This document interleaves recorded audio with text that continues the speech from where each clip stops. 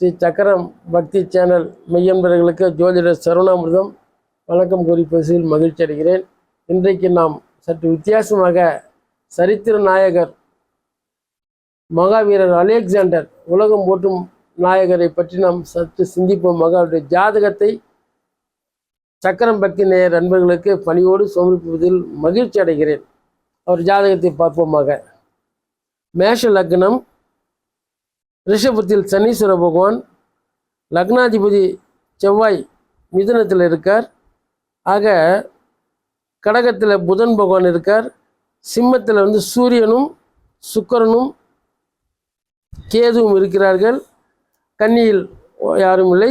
துலாவில் சந்திரன் குரு பகவான் இருக்கிறார். ஆக கும்பத்தில் ராகு இருக்கிறார். இதுதான் மகாவீர் அலெக்சாண்டர் ஜனன ஜாதகம்.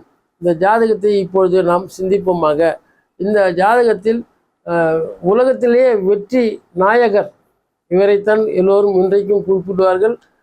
இன்னும் அந்த இடத்தை யாரும் பிடிக்கவில்லை. ஆனாலும் கூட நிறைய பேர் அந்த அலெக்சாண்டர் மீது இருக்கின்ற பற்றின் காரணமாக தன் வீட்டில் பிறக்கின்ற குழந்தைகளுக்கும் பெரிய பெரிய தலைவர்கள் கூட ஐயா இந்த குழந்தைக்கு பேர் வைங்கன்னா அலெக்சாண்டர்னா பேர் வைப்பாங்க. அந்த மாதிரி ஒரு புகழடைந்த வெற்றி வாகி சூடிய நாயகர் அவர். இதில் பார்த்தீங்கன்னாக்கா தைரிய வீரி ஸ்தானத்தில் லக்னாதிபதி மேஷ லக்னத்தினுடைய அதிபதி செவ்வாய் பகவான் மிதுனத்தில் இருக்கிறார்.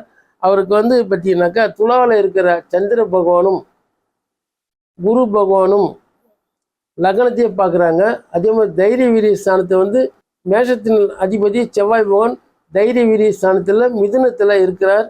அந்த மிதுனத்தில் தன்னுடைய 9வது பார்வையாக குரு பகவான் பார்க்கின்ற காரணத்தினால் மிகவும் சிறப்படைகிறது.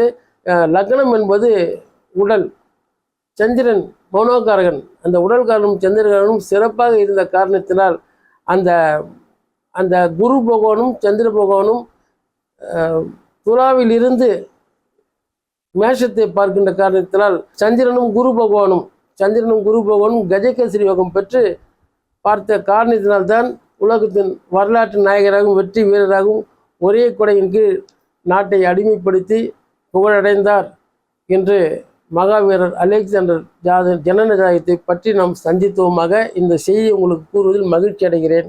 ஜோதிடர் சரவணாமிர்தம்.